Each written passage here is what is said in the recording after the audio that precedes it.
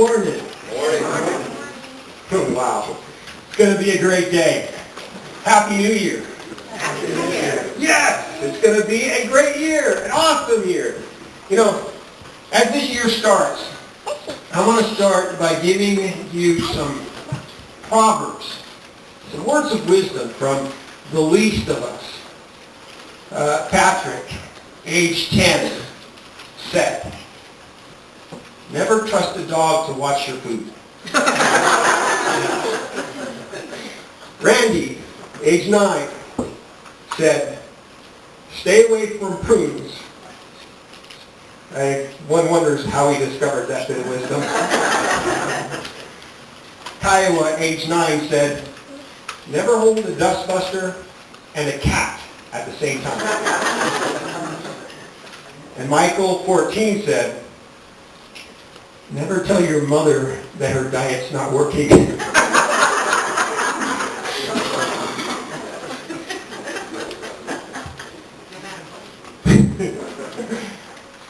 Michael, my wise man that he was, also said, "When your dad is mad and asks you, 'Do I look stupid?' Don't say yes, huh? Don't answer him." Please, let's turn to 1 Kings 3:16. Solomon. God gave him wisdom, and he's the main writer of several books in the Old Testament. Proverbs is full of godly wisdom. Ecclesiastes, it's a book full of worldly wisdom from a worldly point of view. And then Song of Solomon's, well, we'll see if we get to that, Lord willing. Today we'll observe a strange court case that Solomon overseen. And it gained Solomon much respect in the eyes of the Israelites. You know, it was not some high-profile case with a bunch of CEOs at some powerful corporations. It was not Solomon's wisdom in avoiding some fiscal cliff. This case really didn't have much to do at all with power or wealth or a lot of money. In fact, it was a case that involved, how do you say it, harlots. They were outcasts. And really, by the Mosaic law, these two should have really been stoned instead of having a hearing with the king. But this case is the introduction of how Solomon received wisdom from God. And we just read last week where Solomon asked for wisdom from God in order how to reign his kingdom. And this is the first sign of Solomon's wisdom. And it's important. You know, I've heard it said that the fluttering wings of the butterfly can alter the climate. Rich people claim that if they count the pennies, then they don't have to worry about the millions. And even Jesus said that he was faithful with the little. I will entrust them with much. Solomon did not attack the monstrous things at hand when he was noted, when he was recognized by his people that he had wisdom from God. He dropped down to the bottom to oversee a case of 2 prostitutes and a helpless baby. In 1 Kings 3, starting with verse 16, it says, "Now 2 prostitutes came to the king and stood before him. One of them said, 'My lord, this woman and I live in the same house. I had a baby while she was there with me. The 3rd day after my child was born, this woman also had a baby. We were alone. There was no one in the house but the 2 of us. During the night, this woman's son died because she lay on it.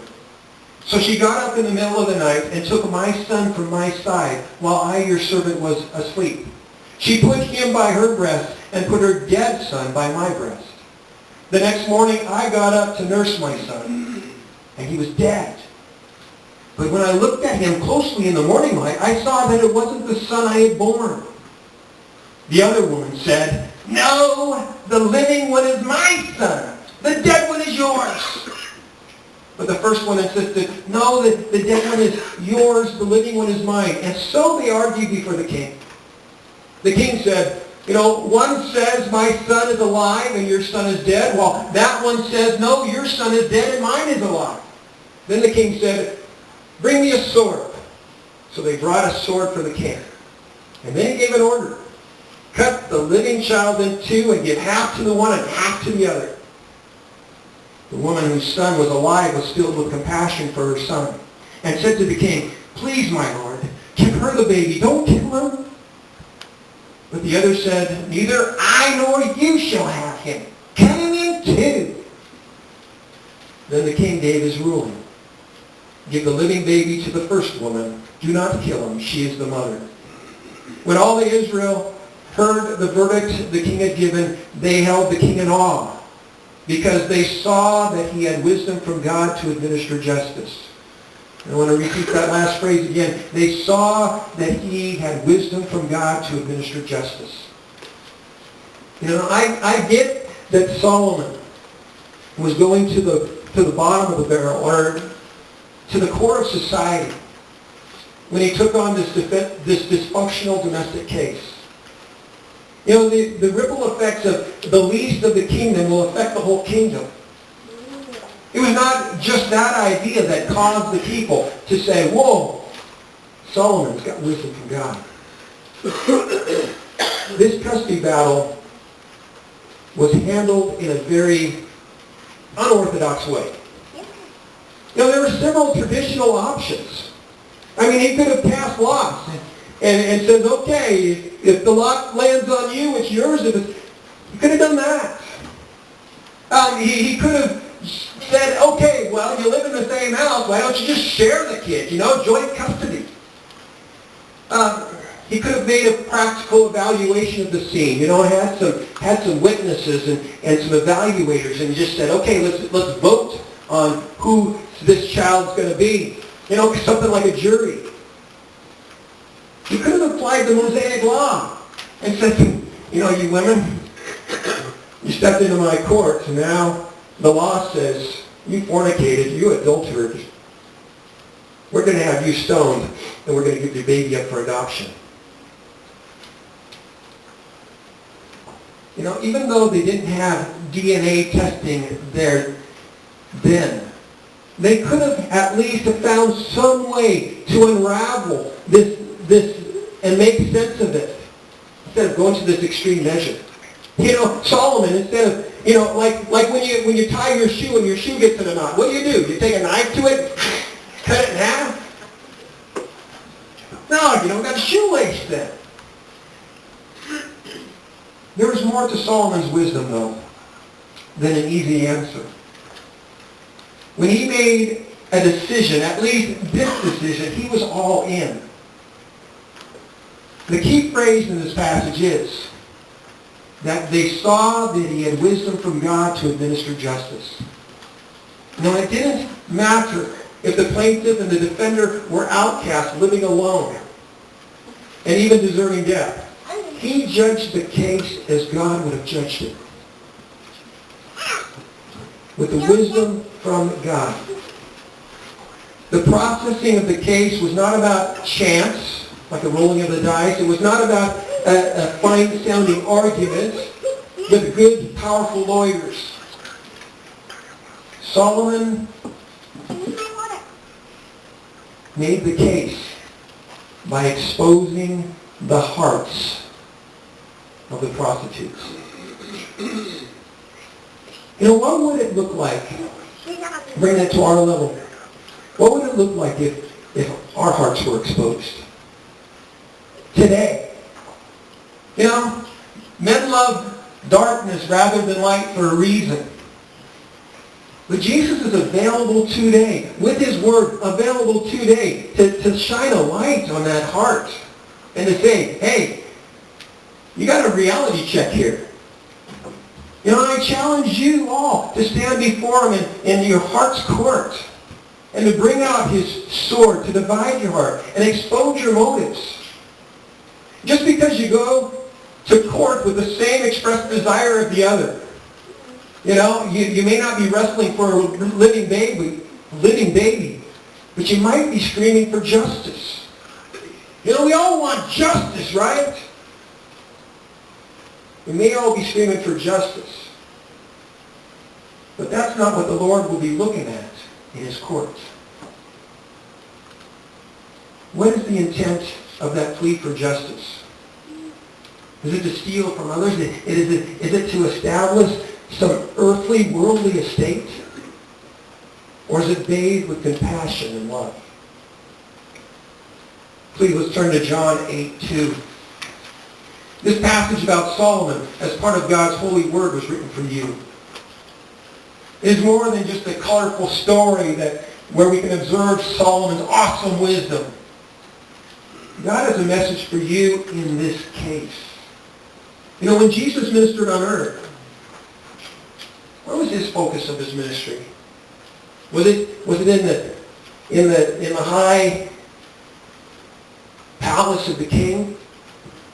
You know, in the rich fare and the rich nobles of the area? No, it was the least of people. It was the tax collectors. It was the sinners. It was the prostitutes. It was the lepers, the blind, the deaf, the dumb, the mute, even the dead. You know, obviously not all these people are righteous, but most of them know they're not. And because they know they're not, they're going to look for some healing. They're going to look for an answer. And it's a butterfly effect. You know, Jesus started the church with an unhealthy, and the gates of hell will not prevail against it. Solomon started his wealthy, awesome, wise kingdom, giving full attention to the case of this little baby, this helpless baby.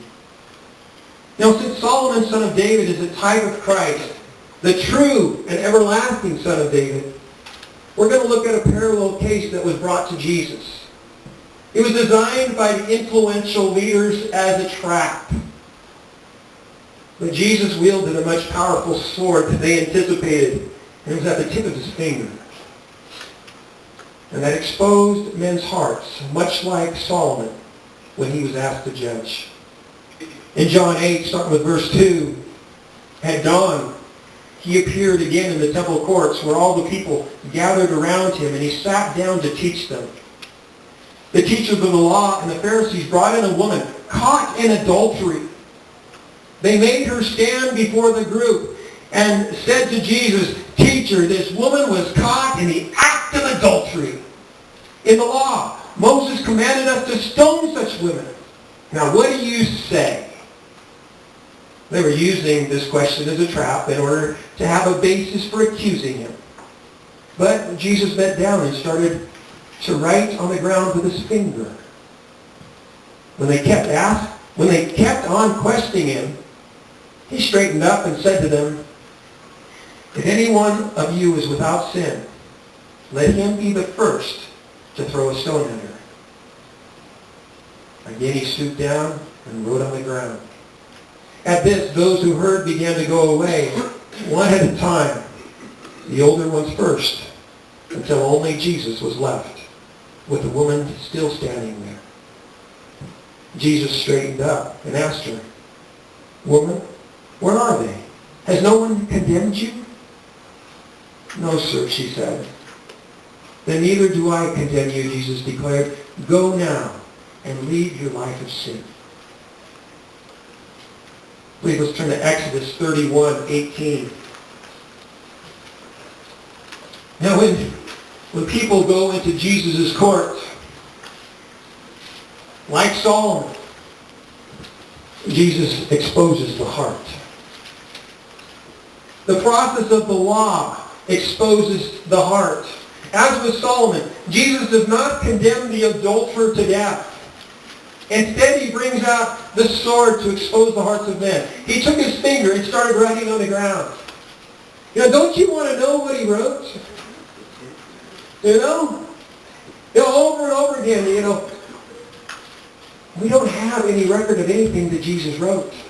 Matthew wrote, Mark wrote, Luke wrote, Paul wrote, but we don't have a letter from Jesus anywhere. But this is the only time Jesus is recorded as writing anything. And what he wrote was written in the sand or on the ground with his finger. You know, the religious leaders were probably feeling pretty threatened by Jesus. Now, they felt they had the right to their baby, and I want to call their baby the church, is basically really their power or their influence over the religious society of their day. But they wanted justice. And they wanted to prove Jesus a fool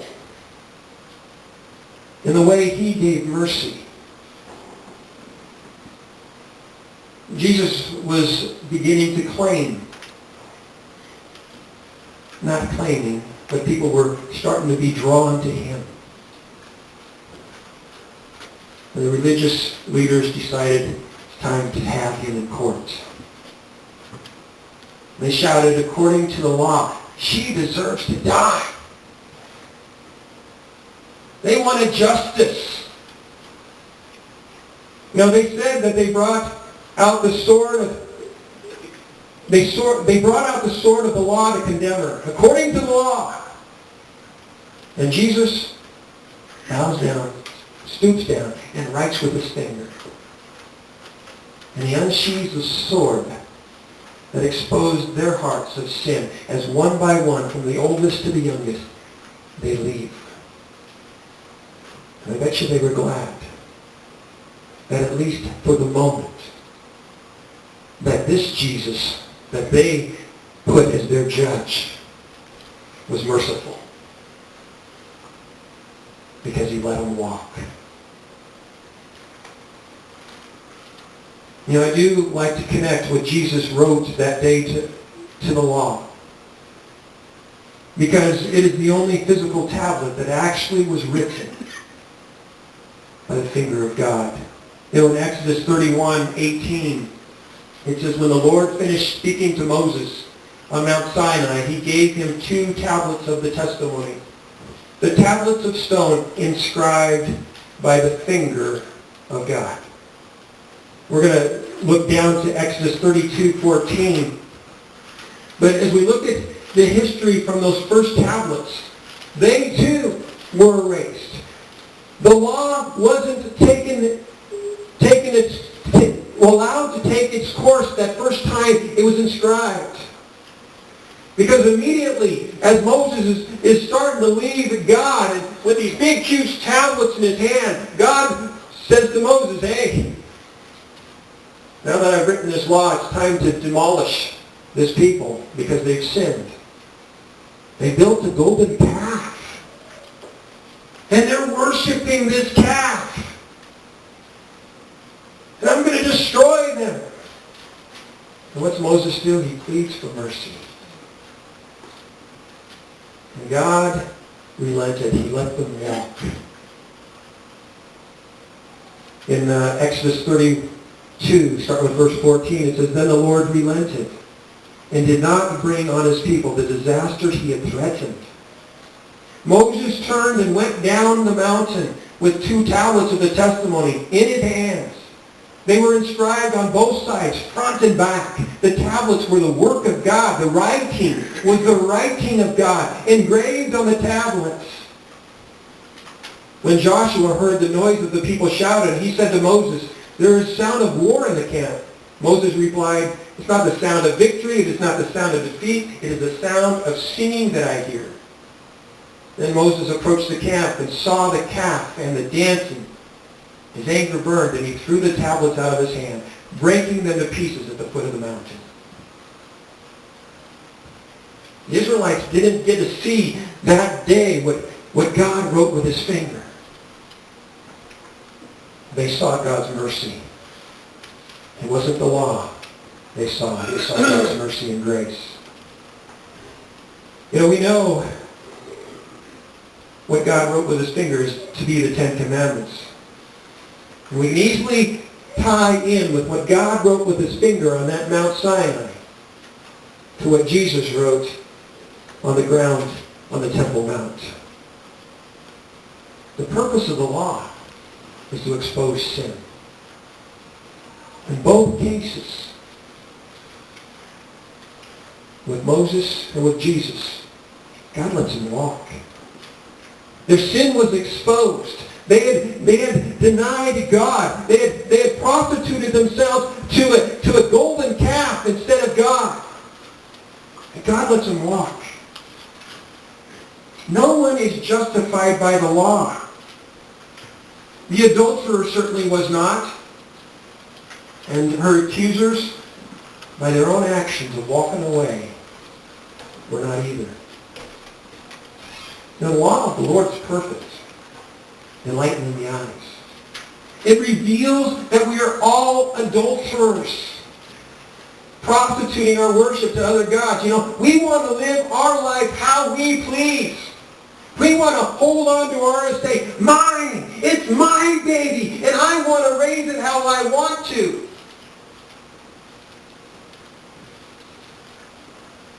And we stand and we look at God's standard of the law. First one, thou shalt have no other gods before me. All the way to the last one, thou shalt not covet. And we fall short.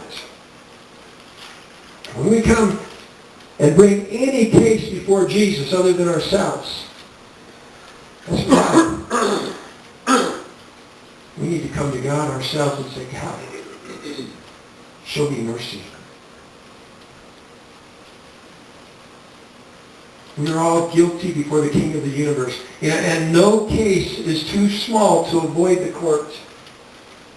The intents of your heart will be exposed, and the wisdom of that and every case will be awesome. The court was postponed with Moses, but later those words were inscribed again by the finger of God. And they were etched on stone tablets as a record and a standard for God's people. The court with Jesus is postponed. The words that he wrote in that ground, erased with the sand of time. But they are written. And I want to say they're written on the heart. They're written to be absorbed as a desired way of life. They could be observed and given by the Spirit, and the Spirit gives us that desire to live that way. Or we have the option of taking a hot iron and searing that away. Getting back to the live baby. The first prostitute ended up with the child. It was hers. She had compassion on the child and gave it up to preserve his life. You would think the other prostitute would have had a clue. I'm going to cut the baby in half. No, don't kill the baby in half. The other prostitutes, go for it. Neither I nor her shall have it. Cut it in half. Go. She should have played the distraught thing, but you know what? It was too late. Solomon figured a way to expose her heart. And God has a way to expose your heart. Even Jesus, in his court, as they brought that prostitute in, she deserves to die. Their heart was exposed. Not that they sinned, but that they wanted justice and not mercy.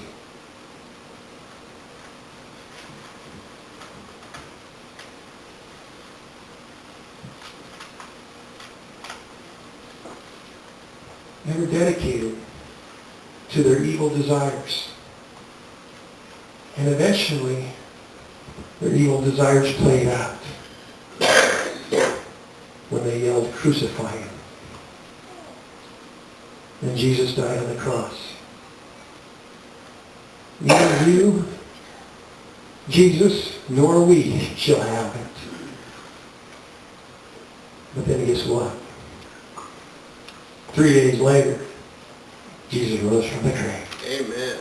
To take back his baby, the church. You know, let's turn to Zechariah 7, verse 9. Getting back to, where's your heart? Instead of picturing yourself as a prostitute before the king fighting for the life of your baby or the baby, fast forward to when you will stand before the King of Kings. Your pleas, your arguments, not even a high-powered lawyer, will be heard. The writing of the finger of Christ is now a drawn sword. Like a needle on a turntable, the sword reads what your heart recorded. You know, it's not too late to change that recording now. But someday it will be too late. And the words, the actions, the motives that you recorded in your lifetime will be your verdict. Will it be justice? Or will it be mercy?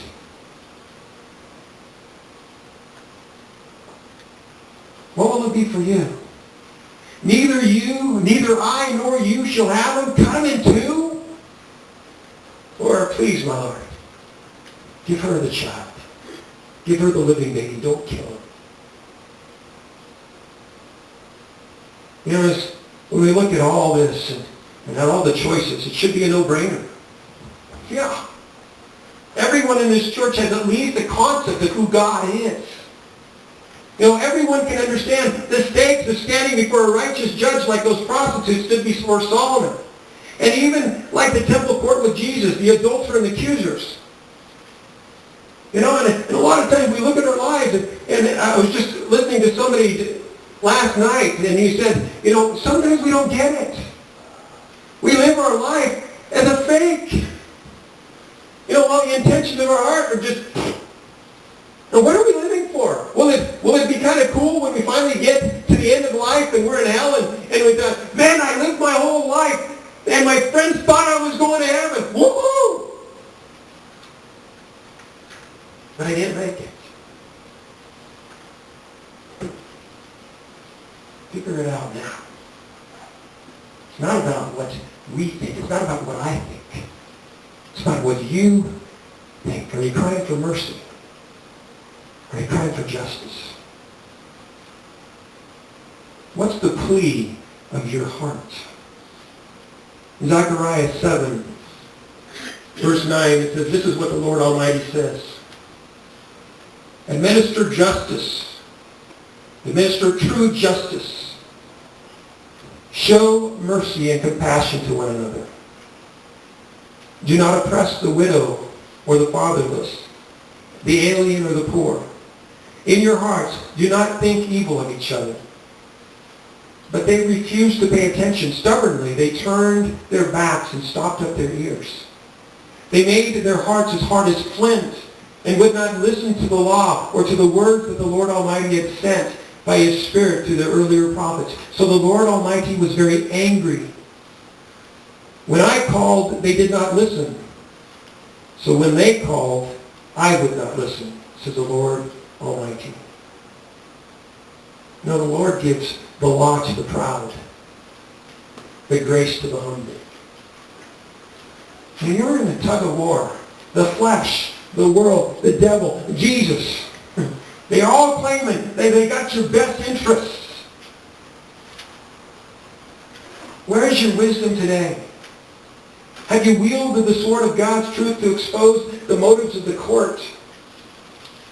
They seem to all be crying for justice. They seem to be all crying and interested in your welfare. But there is only one true Lord. May God give you the wisdom to choose the right purpose for you. Please, let's turn to 2 Corinthians 3, verse 3. The time is short. There is a day that the sword will drop. There is a day that God's not going to say, okay, there's the law. Go ahead and walk. His compassion for you was so great. And when he saw your inability to live out the law without him, we can't live with the law. He took the sword And every stroke of his finger on the tablets or on the ground proclaimed by your deeds that you were not his child. So he fulfilled the strokes written on the stone to have them written on your heart. Through trust in him, so that you could be his child. You know, the law is the judge written by the finger of God. You know, he can have it broken for a time. He wrote it away for a time.